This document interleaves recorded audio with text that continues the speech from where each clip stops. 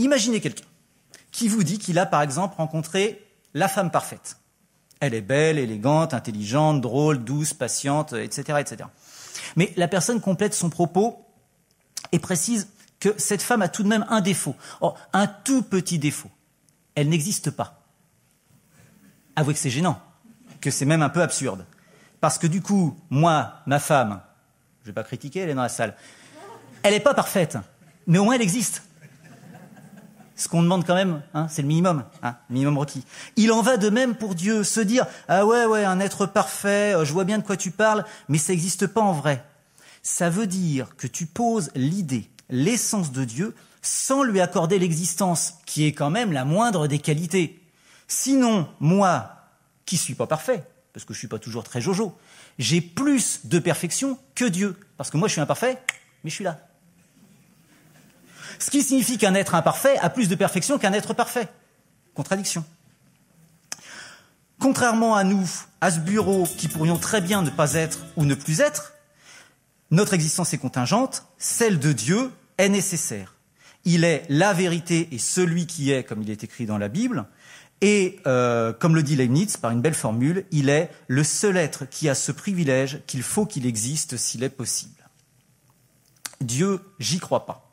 Mais on ne demande pas d'y croire, on demande de réfléchir. Tu te contredis.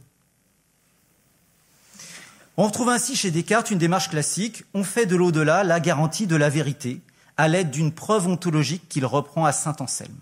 Dieu m'ayant créé imparfait, il a certes fait en sorte que je me trompe parfois. Mais étant infiniment parfait et bon, il ne peut pas accepter que je me trompe toujours, ce qui serait le cas si un mauvais génie existait. Le fait que l'on ne découvre pas immédiatement la vérité, qu'elle soit certes parfois ailleurs, ne remet pas en cause l'existence et la bonté de Dieu. On pourrait dire, c'est pas gentil, il nous a fait sujet à l'erreur, etc. Ça peut être interprété comme une sorte de jeu, de défi lancé aux hommes, qui n'en sont que plus méritants quand ils réussissent à dépasser les apparences trompeuses. Certaines vérités sont certes très bien cachées. Par exemple, le fait que nous percevions le Soleil comme il était il y a 8 minutes, ou le fait que notre galaxie se déplace en ce moment même à 630 km/s. Avouez qu'il fallait le trouver. Mais en assez peu de temps, disons depuis Galilée ou Newton, depuis qu'on fait vraiment de la science, des scientifiques sont parvenus à le découvrir. Il en va de même pour ces vérités qui sont enfouies en nous-mêmes, dans les abysses de notre inconscient. Nous pouvons réussir à les révéler au moins en partie, en s'analysant nous-mêmes ou grâce à la psychanalyse. Nous emprisonner dans une illusion comme celle du malin génie, une mystification dont nous n'aurions aucune chance de sortir, serait par contre soit un aveu de faiblesse, soit un aveu de méchanceté de la part de Dieu, ce qui serait une contradiction. Qu'en est-il finalement de notre voyage vers un mystérieux ailleurs ?